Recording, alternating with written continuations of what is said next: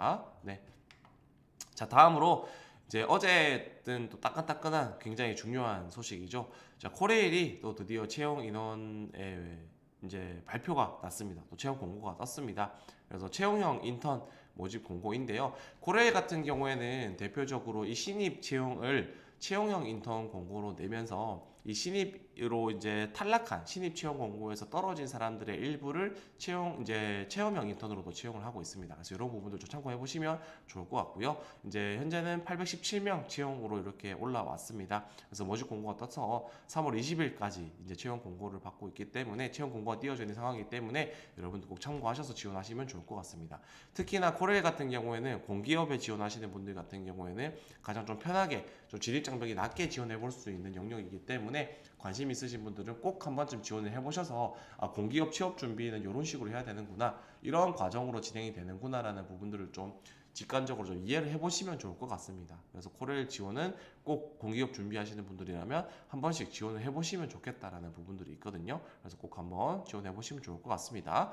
서류 접수 기간은 이제 18일 14시부터 20일 14시까지 진행이 되고요. 공개 채용을 817명을 진행을 합니다. 이제 채용 직무 같은 경우는 사무영업과 이제 일반과 수송은 아니고요. 운전, 차량, 기계전기, 토목, 건축, 일반전기, 전기통신 쪽이 있습니다. 직무 속에서도 저희가 첨부를 해놨으니까 한번 참고를 해보시면 좋을 것 같고요. 코레일 같은 경우에는 이제 서류 전형 이후에 필기시험 거치고 나서 면접시험을 보고 나서 철도 적성검사, 채용 신체검사, 채용 인턴 이후에 정규직 임용이 되죠. 그래서 코레일 같은 경우에는 대표적으로 면접에 이 PT 발표가 포함되어 있기 때문에 여러분들 사전에 이런 것들도 준비를 하시는 게 필요하다라는 거고, 코레일의 지금 좀 가장 큰 특성 중에 하나는 이번 상반기까지만 자기소개서가 적부 평가로 이루어지고 하반기 채용부터는 자기소개서가 평가가 들어간다라는 걸로 보시면 되겠습니다. 정확한 기준은 제가 기억이 잘 안 나는데 아마 78점, 네, 대졸들은 78점, 고졸들은 82점 이 정도 수준으로 해서 자기소개서 평가가 서류 평가단에서 이루어진다라는 겁니다. 그렇기 때문에 자기소개서 작성에 부담을 많이 느끼시는 분들 같은 경우에는 이번이 자기소개서에 부담을 덜 수 있는 가장 마지막 기회다라고도 할 수가 있겠죠. 그리고 하반기부터는 어쨌든 코레일의 이 자기소개서 평가가 굉장히 중요해진다라는 겁니다. 그래서 이런 부분들에 맞추어서 여러분들이 하반기까지 노리고 있는 분들이라면은 코레일에 맞추어서도 자기소개서 항목이나 경험 정리 같은 것들을 준비를 하시는 게 필요하다라고 할 수가 있겠죠. 그런 부분을 살펴보시면 좋을 것 같고요. 자, 요 자기소개서 항목이나 이런 부분들 한번 살펴보도록 하겠습니다. 그래서 자, 1번부터 한번 살펴볼 텐데요. 과거 경험 중 팀 내 갈등 상황을 어떻게 처리했는지에 대한 사례를 설명하고 이를 해결하기 위해 어떤 노력을 기울였는지, 결과는 어떠했는지 기술해 주십시오라고 적혀 있습니다. 요거는 대표적인 협업 통합 항목이죠. 네, 협업 상황에 대해서 나의 어떤 이야기를 풀어내는 항목인데, 여기서 중요한 거는 늘 말씀드리지만 갈등 상황 자체가 중요한 부분도 있겠지만 이 갈등 상황을 어떻게 해결했는지에 대한 나의 그 요인이 중요하다라고 보시면 좋을 것 같겠습니다. 그래서 결국에는 이런 질문을 내는 부분들이 본인은 갈등이라는 부분들을 해결했었던 경험이 있냐라는 것들을 보는 것도 중요하겠지만, 그 경험을 통해서 이 갈등을 해결하는데 무엇이 중요하다라고 생각하는지 깨달은 경험이 있냐, 어떤 부분들이 중요하다고 생각하냐, 이런 것들을 이야기를 하는 부분들이기 때문에 이런 부분들을 질문을 냈다라고 보시면 되고요. 그래서 그 포인트에 맞추어서 여러분들이 경험을 정리를 하고 자기소개서를 쓰는 게 필요하다라고 할 수가 있겠습니다. 자, 2번 같은 경우에는 일이나 대외 활동 등에서 고객의 의견과 요구사항을 수집하고 분석함으로써 이를 기반으로 목표와 계획을 수립한 경험에 대해서 기술해 주십시오라고 나와 있습니다. 자, 여기에서 고객의 의견과 요구사항을 수집하고 분석하여 이를 기반으로 한 목표와 계획을 수립한 경험이다 라고 이야기를 하는데, 아무래도 이 코레일이라는 기관 자체가 공기업으로서 국민들에게 철도와 관련된 서비스를 제공하는 기업이다 보니까 그런 측면들에서 고객이 가지고 있는 의견이나 요구사항, 니즈 같은 것들을 이해하고 그것들을 반영해서 업무를 하는 게 굉장히 중요하다라고 할 수가 있겠습니다. 그래서 얼핏 질문을 봤을 때에는 이거는 사무나 영업직에만 해당하는 거 아니야 라고 생각할 수도 있겠지만, 이러한 부분들 같은 경우에도 우리가 기계나 토목이나 이런 직렬 같은 경우에도 우리가 철도 차량이 운행하는 데 있어서 어떤 사용되는 장비나 기계나 그리고 시설물 같은 것들에 대한 유지 보수 같은 것들을 추진할 때에도 고객 중심적인 사고, 국민 중심적인 사고들을 가지는 부분들이 필요하다라는 측면에서 중요한 질문이다라고 할 수가 있겠습니다. 그래서 그러한 부분들에 집중해서 내가 했었던 경험이 이런 측면에서 어떤 부분들과 연관성이 있을까라는 부분들을 생각을 하시면서 제시를 하시면 좋은 항목이다라고 할 수가 있겠습니다. 그래서 이번 같은 경우에는 그런 부분으로 해석을 해주면 좋겠다라는 거고요.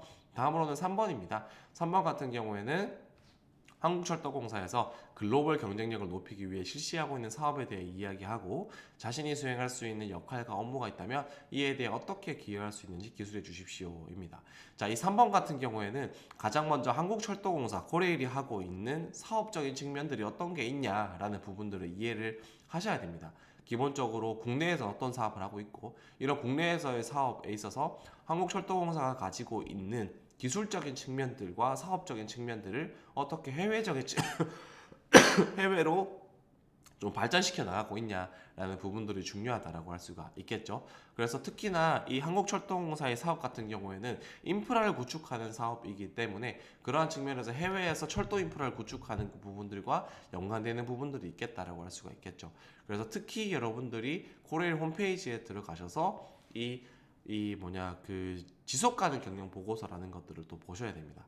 그런 것들을 보시면서 내가 이 현재 코레일에서 해외 사업이라는 측면들에서 무엇을 하고 있는지에 대해서 좀 살펴보시고 나서 그런 부분들에 대해서 내가 어떤 역할을 할 수 있는지 직무를 중심으로 해석을 해주는 부분들이 필요할 수 있겠다라고 보시면 되겠습니다.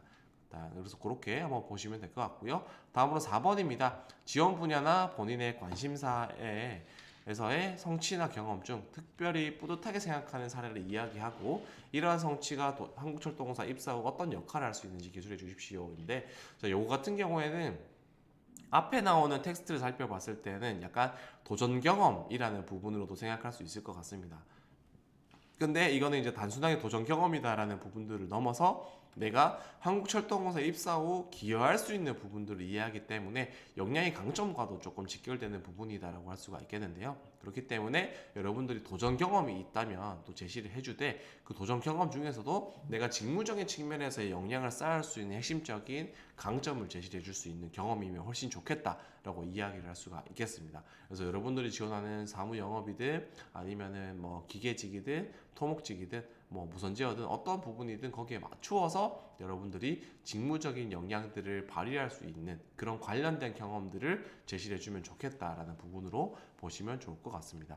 만약에 그런 경험이 전혀 없다라고 한다면 여러분들이 가지고 있는 개인적인 도전적인 경험을 제시를 해주되 그 경험적인 부분들을 해석을 했을 때 내가 직무 수행에 어떻게 기여 가능할 수 있겠다라는 부분들로서 제시를 해주면 좋겠다라고 볼 수가 있겠습니다. 그래서 이렇게 항목을 4개 항목에 대해서 한번 분석을 해봤습니다. 글자 수 같은 경우에는 이번에 좀 늘어서 천자 이제 한 문항당 1000자를 작성하게 되는데 이런 부분들 한번 전체적으로 잘 한번 작성을 해보시면 좋을 것 같습니다. 그래서 이렇게 채용 공고 이제 이런 데 같은 경우에는 이렇게 구성이 되니까 여러분들 한번 살펴보시면서 또 이해하는 시간을 가져보면 좋을 것 같습니다. 네. 자, 이렇게 해서 이제 오늘 저희가 또 이렇게 채용 공고 올라